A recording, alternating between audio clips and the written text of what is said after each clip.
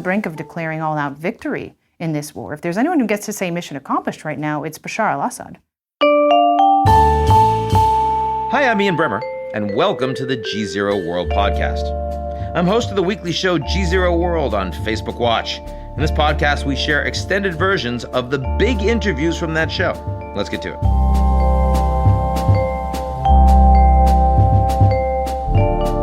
The GZERO World is brought to you by our founding sponsor, First Republic. First Republic, a private bank and wealth management company, places clients' needs first by providing responsive, relevant, and customized solutions. Visit firstrepublic.com to learn more.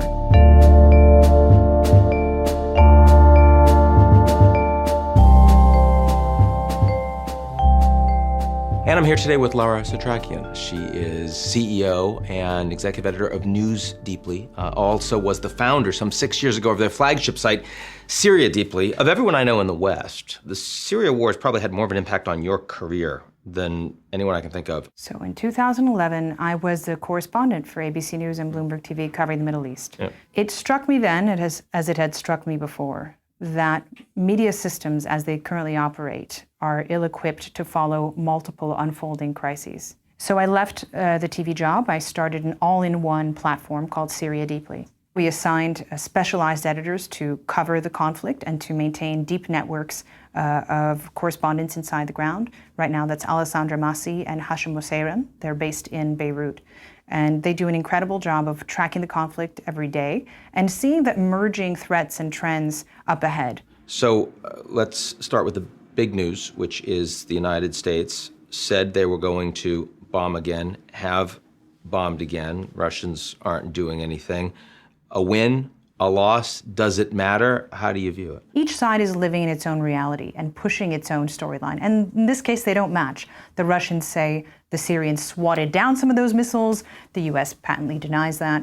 So it's very hard to tell from the rhetoric alone who had the upper hand. Does that make it more stable? Does it make it a forever war? I mean, if all sides can accomplish, if everyone can have prizes in Syria, then, sort of how long does that persist without any change? With this administration in the U.S. and the systems that we've seen in Syria, Iran, and Russia continuing on in the course of the conflict, it's fair to say that everyone does get a trophy to take home to their domestic constituency. But in terms of what's going to bring this war to a close, or even alleviate a tiny bit of the suffering of the Syrian people, I don't see the stakeholders of the status quo doing anything differently. The U.S. says mission accomplished, but the U.S. also called for Assad to step down 7 years ago. So what mission was accomplished? The narrow strike on some chemical weapons producing facilities in the middle of the night with no personnel, so basically no human capital lost on the Syrian side. You would argue that the Russians are now complicit, directly complicit in terms of supporting Assad's use of chemical weapons. It's hard to say. Even though Iran and Russia supported his strategies and have supported his regime, it's still not clear how much leverage they really have, how much direct participation in Assad's own policymaking. So I don't think it's necessarily fair to say Russia is directly complicit in a particular strategy. We don't actually know. But systemically, they have, of course, stood behind him holistically. And so that has given him license and a lot of confidence that he can do basically whatever's necessary. The strategies he's used have been brutal, but they've been very effective. And so they have ensured his political survival. He's on the brink of declaring all-out victory in this war. If there's anyone who gets to say mission accomplished right now, it's Bashar al-Assad. Now, we've talked a lot more in the United States about the Russians, because we care more about them, than the Iranians in terms of their role in Syria, on the ground in Syria.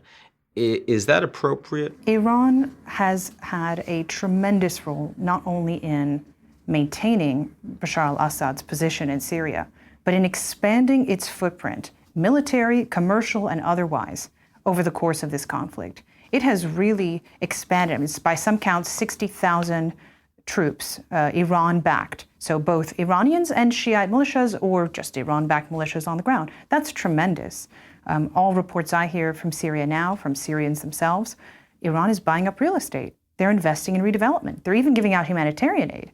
Iran is playing this Syrian moment extremely well, and we really don't hear much about it. More so than the Russians, then? Iran and Russia have played the Syrian conflict to their maximum national gain, their maximum individual interests on the ground. For Russia, that's meant keeping Tartus, their warm water port, so their ships aren't stuck in ice some parts of the year, and of course some other political gains. For Iran, that has meant having this expanded footprint on Israel's doorstep. And again, I don't think we should underestimate the value of this case study for Iran and Russia. They get to tell any of their allies and any future allies who come on board, look how effective we are at helping you when times are tough. With 2,000 American troops on the ground in Syria, do they have a mission? When it comes to the physical presence, 2,000 troops on the ground, as one vet told me recently, that means 5,000 contractors with those 2,000. So a real presence. It has fortified and achieved a lot of capacity building for the Syrian Democratic Forces, essentially the Kurdish-led coalition, which now controls a broad swath of territory in northern and eastern Syria, including the oil-producing regions. So, in a sense, that mission of the U.S. going in to support the Kurds as the tip of the spear against ISIS has worked. How does Assad then declare victory, as you suggested, given that the Kurds are doing so well? Assad doesn't really mind. Regime forces withdrew from Kurdish areas pretty early on in the fight, in this overall war. So Assad doesn't seem particularly bothered by Kurdish autonomy at this moment, at least. Turkey, on the other hand, is plenty pissed.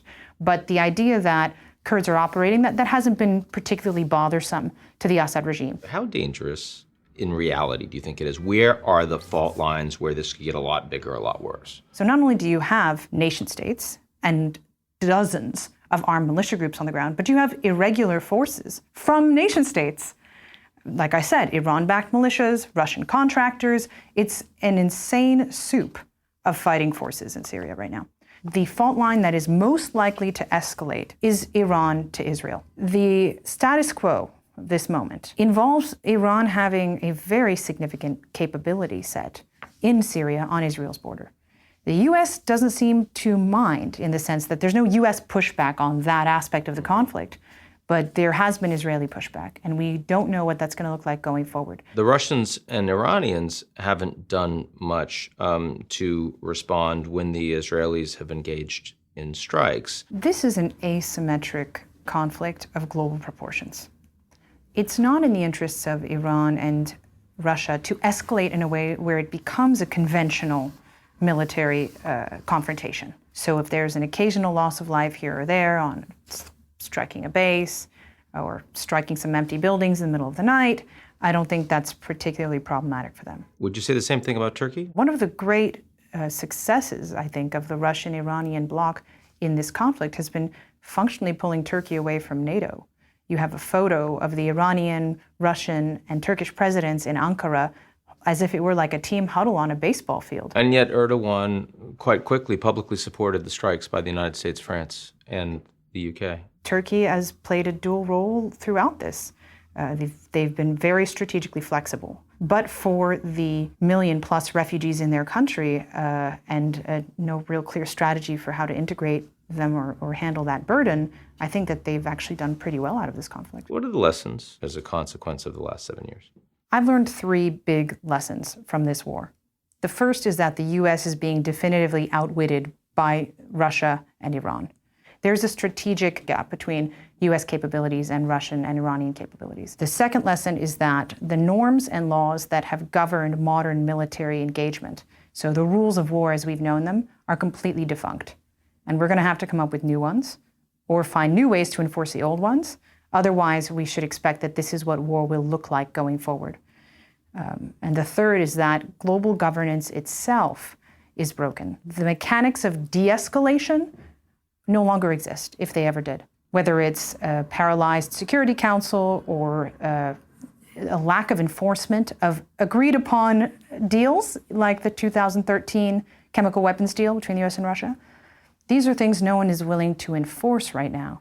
There's a lack of political will at a global level to step in and do what would truly be necessary in order to pull this conflict apart and really resolve it. All of the countries engaged in Syria, the U.S. has, in a sense, given up the least. terms of what it's done. Is that why is that? Why does that necessarily mean that the Americans are having circles run around them by everybody else? So if the U.S. said at the outset of the Syrian conflict, our goal is to spend the minimum dollar amount on this conflict, you could say, okay. Trump is kind of saying that, right? In retrospect, that's different than having had a strategy to begin with. But no, Trump has kept it contained. He has been clear up front. The U.S. under Obama was much more of a wayward voice in the Syrian conflict. Under the Obama administration, the president himself didn't seem to take the advice of people in his own government who knew Syria well. Ambassador Robert Ford, the last serving U.S. diplomat in Syria, Fred Hoff, former advisor. These guys saw all of this coming, and Obama sort of willfully ignored them. I think that there's a lot to be said about the failures. I'd give, at best, the Obama administration a D- for its Syria policy. If the United States president were to articulate a proactive strategy, an interventionist strategy, whatever that means for Syria, that would work, in your view, what is it? The best thing the U.S. could do for its own interests right now is minimize the space for radical groups to continue to operate in Syria, minimize the risk of radicalization of millions of Syrians living in desperate conditions in neighboring countries, 5 million, inside the country, 6 million, just from the displaced. So you have 11 million very unhappy Syrians living in terrible conditions. That has the capacity to create a lot of problems 20, 30 years down the line. You talk to a lot of Syrians. What do they tell you that people don't understand? There are consequences of this war that are not being accounted for around the world. And that includes, what does it mean that at this point, war crimes are used lightly and strategically? I mean, what does it mean that you can push that many people out of their homes and over the borders into another country? I mean, this is given a case study, a perfect to-do list for any authoritarian government that wants to maintain power at any cost. You think of that statement, what it means to maintain power at any cost. The Syrians now know very personally that cost. And so this can happen anywhere in the world now. But if you ask Syrians who support Bashar al-Assad how they feel about this moment, they're on the brink of victory. They're very relieved that in some ways order has been restored. Before we go, give the audience a little hope.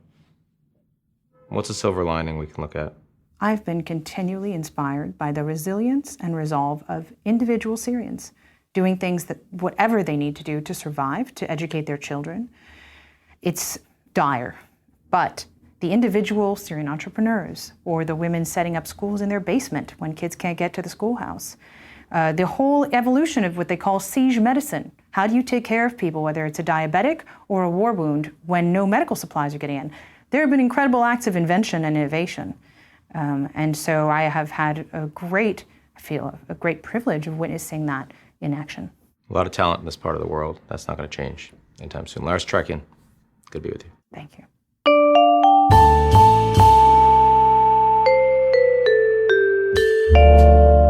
Okay, that's your show this week. Come back next week. We've got Mary Louise Kelly. She is the co-host of National Public Radio's All Things Considered. You've heard her. You'll see her next week.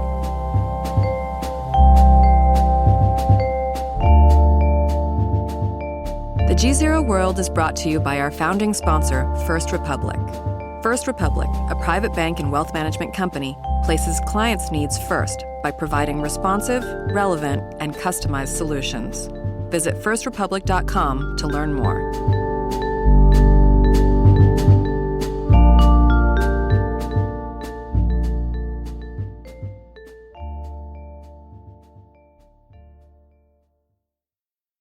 You're listening to the GZERO World with Ian Bremmer podcast, your weekly geopolitical deep dive into the world's biggest news stories, featuring in-depth conversations with global leaders and newsmakers. To get more of GZERO's insights on global politics every morning, sign up for our free newsletter, GZERO Daily, at gzeromedia.com.